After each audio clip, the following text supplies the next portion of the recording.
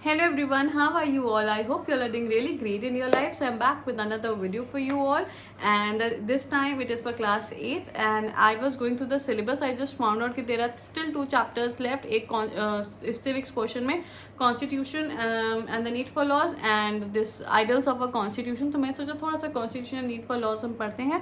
तो जो आज का चैप्टर जो हम पढ़ने जा रहे हैं वो है constitution and the need for laws. Okay so कोई भी नया चैप्टर स्टार्ट करने से पहले हमारे पास एक छोटी सी प्यारी सी प्रक्रिया है जिसको हम फॉलो करते हैं, और आज की जो ज्ञान की प्रक्रिया है वो है कि आपको या हमको एक अच्छा सा प्यारा सा ब्रेक लेना चाहिए, ताकि जब हम अपने उस ब्रेक से वापस आएँ तो हमारा एफिशिएंसी पावर बढ़ जाए और हम लोग बहुत ज़्यादा अच्छे से काम करें, क्योंकि पता है लाइफ में कभी काम तो ख़त्म होने वाले हैं नहीं. तो इससे अच्छा लाइफ में जब आपको लगे कि थोड़ी सी चीज़ें सेटल हैं तो आप जाइए, एक अच्छा सा ब्रेक लीजिए, कहीं घूमिए फिरिए, नए लोगों से मिलिए, एक्सप्लोर करिए, क्योंकि जब आप एक्सप्लोर करते हैं तो आप बहुत सारे नए तरीके के तौर तरीके सीखते हैं, नई नई चीज़ें समझते हैं जो आपको कभी ना कभी लाइफ में हेल्प ज़रूर करती हैं. तो यस, जब भी आपको लगे कि आप थोड़ा सा कहीं फ्री हैं, थोड़ा सा टाइम है, तो please go and enjoy and travel. Okay, so the chapter that I'm going to start today is constitution and the need for laws. अच्छा, अब ये बताइए, हम सबको पता है कि रूल्स हमारी लाइफ में बहुत इंपॉर्टेंट होते हैं.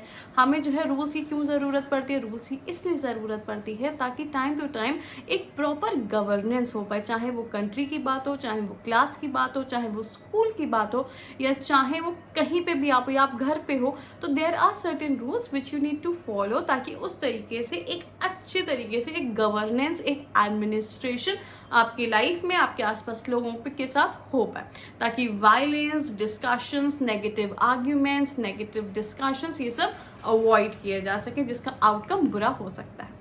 राइट? तो ये हमें थोड़ा बहुत पता चलेगा कि रूल्स वगैरह क्या होते हैं. ठीक है, अब कुछ रूल्स होते हैं, कुछ प्रिंसिपल्स होते हैं जो कि आपकी कॉन्स्टिट्यूशन में लिखे होते हैं. अब कॉन्स्टिट्यूशन क्या होती है? कॉन्स्टिट्यूशन एक बहुत ही इम्पॉर्टेंट डॉक्यूमेंट है जिसमें बहुत ही सारे लॉज लिखे हुए हैं. लॉज जो आपके रूल्स और प्रिंसिपल्स के अकॉर्डिंग बनाए जाते हैं, रूल्स और प्रिंसिपल्स लिखे हुए हैं ताकि एक प्रॉपर गवर्नेंस के हिसाब से कंट्री चल पाए. क्लियर? ओके, अब कॉन्स्टिट्यूशन क्या होती है बेसिकली? तो मैंने बताया कॉन्स्टिट्यूशन एक बुक है जिसमें आपके एग्जीक्यूटिव, लेजिस्लेचर, जुडिशरी या जो डिफरेंट हाउसेस हैं उनके बारे में दिया हुआ है. जो आपके हैं, हमारे जो हेड्स ऑफ द कंट्री हैं, प्रेसिडेंट, प्राइम मिनिस्टर, उनके बारे में दिया गया है. तो बेसिकली कॉन्स्टिट्यूशन में एक कंट्री को कैसे चलाना है या किस तरीके से चलाना है, कौन सी फॉर्म ऑफ गवर्नमेंट को अपनाना है, कौन कौन से राइट्स हैं, ड्यूटीज़ हैं, इन सब के बारे में बहुत अच्छे से एक्सप्लेन किया गया है. राइट? ओके, एक इम्पॉर्टेंट बात, फन फैक्ट बताती हूँ कि हमारी कॉन्स्टिट्यूशन को 2 years 11 months एंड 18 days लगे थे बनने में. क्लियर? और हमें ऑब्वियसली हम सबको पता है कि हमें इंडिपेंडेंस जो 15 अगस्त 1947 को मिल गया था. उसके बाद हमें 2 साल 11 महीने 18 दिन लगे कॉन्स्टिट्यूशन को बनने में, जो हमारी कॉन्स्टिट्यूएंट असेंबली थी.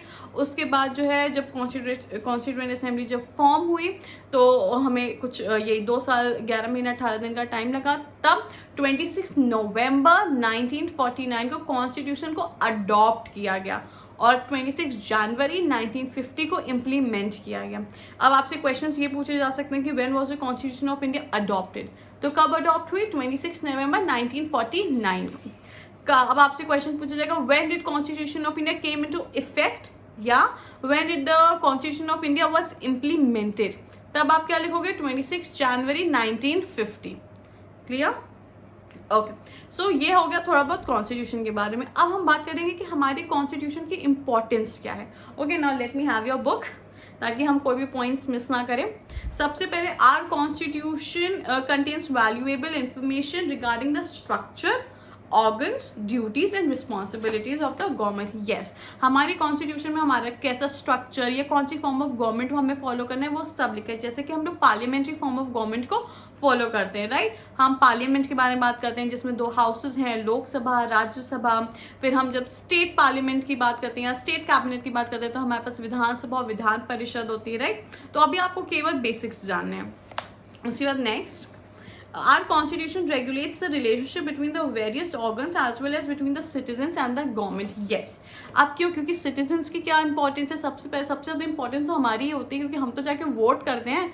राइट? तो बेसिकली आप इसका इसमें रिलेशन बताया गया. अब जैसे फॉर एग्जाम्पल जुडिशरी, जैसे लेजिस्लेचर से बात करते हैं तो लेजिस्लेचर का काम क्या है? Law banana.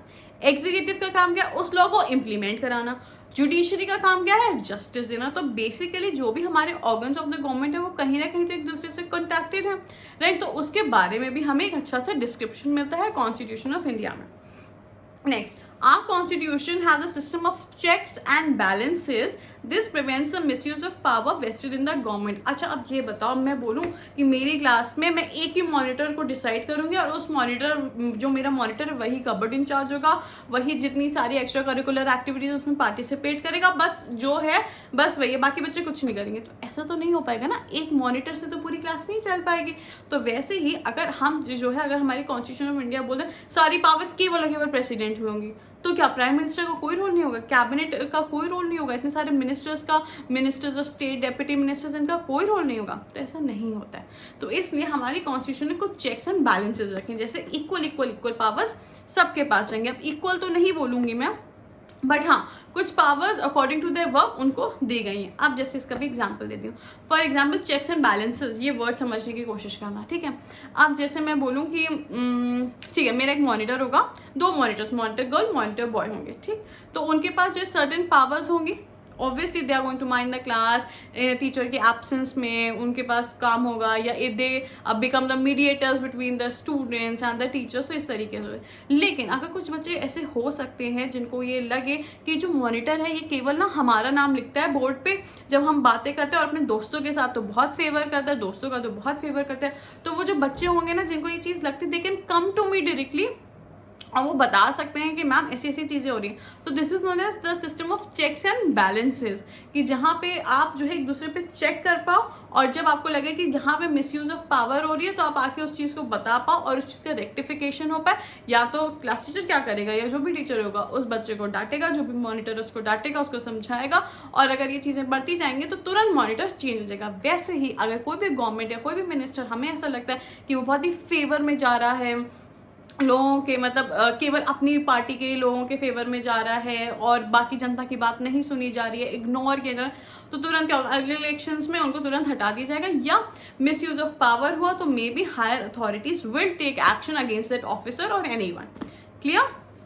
Okay, so India has a diverse population. अब डाइवर्स पॉपुलेशन का मतलब क्या हुआ, क्यों इस डाइवर्स पॉपुलेशन का मतलब ये हुआ कि इंडिया में डाइवर्स तरीके के लोग हैं, डिफरेंट तरीके के लोग, डिफरेंट ओपिनियन, डिफरेंट ओपिनियंस वाले, डिफरेंट थॉट प्रोसेस वाले, डिफरेंट फूड आइटम्स को पसंद करने वाले, डिफरेंट तरीके से, मतलब हर चीज़ में डिफरेंट लैंग्वेजेस हैं। तो obviously we have a different what should I say religions हैं, तो हर रिलीजन का एक डिफरेंट पर्सपेक्टिव है। तो इस तरीके से बहुत ही ज़्यादा diverse population, right.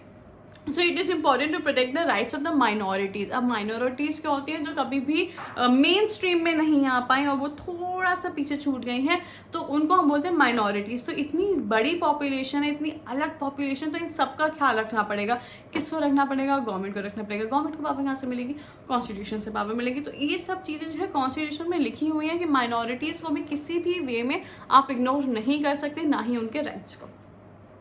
Our constitution guarantees certain rights to the minorities to protect them against the oppression of the majority. अच्छा, majority और minority का ये समझना, वही majority हो गई कि मेन स्ट्रीम सोसाइटी में जो लोग नहीं आ पाए, जो लोग किसी ना किसी वजह से, मे बी अनटचेबिलिटी की वजह से या मे बी ऑपरेशन की वजह से, अब बहुत लोग पीछे छूट गए, ठीक है। तो उन जो बहुत लोग पीछे छूट गए उनको बना दिया गया माइनॉरिटी। तो बहुत सारे कॉन्स्टिट्यूशन में ऐसे राइट्स लिखे गए हैं कि माइनॉरिटी के जो भी राइट्स हैं वो नहीं छीनने चाहिए बाय द मेजॉरिटी, ठीक है, क्योंकि वो फिर से और पीछे छूट जाएंगे। Our constitution also guarantees certain fundamental rights to the citizens in order to protect them against any injustice by the government. अच्छा, अब एक चीज़ समझने की कोशिश करना कि हमारी कॉन्स्टिट्यूशन में ना फंडामेंटल राइट्स का भी प्रोविजन है। अब आप लोग ये मुझे बताइए कि हमारे पास कितने फंडामेंटल राइट्स हैं और कौन कौन से। तो ये आप सबका होमवर्क है। और अगर हमारे फंडामेंटल राइट्स हमसे कोई भी छीनने की कोशिश करता है तो उसके लिए आप तुरंत के तुरंत जो है सुप्रीम कोर्ट या हाई कोर्ट जा सकते हैं अपनी कंप्लेन लेके। क्लियर? ओके, अब ये नेक्स्ट क्वेश्चन, नेक्स्ट जो टॉपिक जो इसमें दिया हुआ है वो है नीड फॉर लॉज। हमें जो है लॉज की ज़रूरत क्यों पड़ती है? सी, लॉज आर मेंट, लॉज का बेसिक काम क्या है? एक वेलफेयर कराना और लोगों की सिक्योरिटी पर्पसेस के लिए, right. they serve as a means of bringing about social change and establishing the egalitarian society in a traditionally unequal society like India. देखो हमारी सोसाइटी बहुत अनइक्वल है. कैसे अनइक्वल है? क्योंकि यहाँ पे डिफरेंट तरीके के लोग हैं, डिफरेंट तरीके का माइंड सेट है, हर एक के बारे में, हर एक लॉ के बारे में डिफरेंट पर्सपेक्टिव है सबका, राइट. तो हमारी अनइक्वल है, राइट. कुछ लोग एक्सेसिव रिच हैं, कुछ लोग एकदम ही पुअर है, कुछ लोग मेजॉरिटी, कुछ लोग माइनॉरिटी.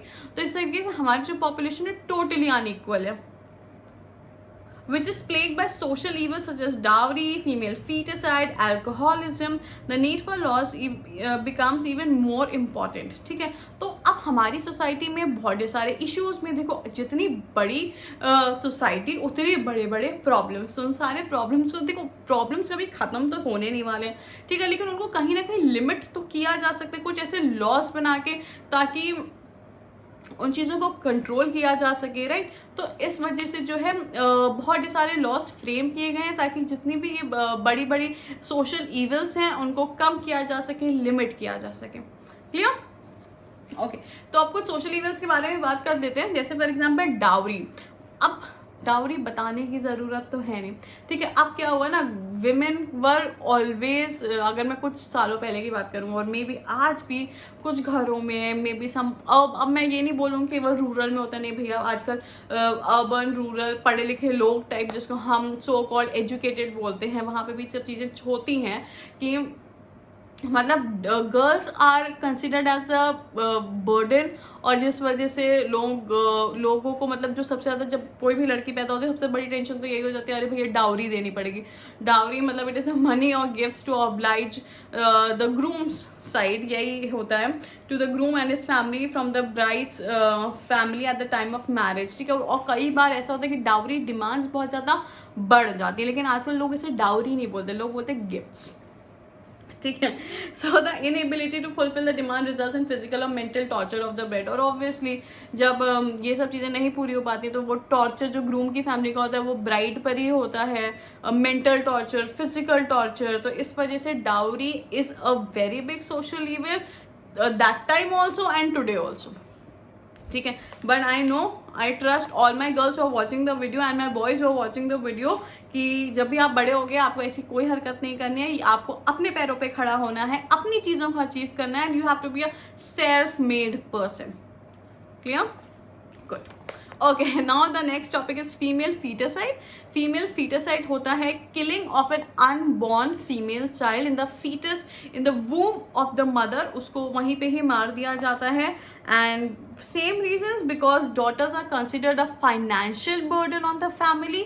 तो इस वजह से ये सब सोशल इवल्स ने लिटरली इंडिया को प्लेग कर दिया है. Literally it is bad thing. और हाँ, एक चीज़ बताना भूल गए कि डाउरी के लिए एक डाउरी प्रिवेंशन प्रोहिबिशन एक्ट आया था 1960 में, टू लिमिट डाउन इज और to curb the practice of dowry.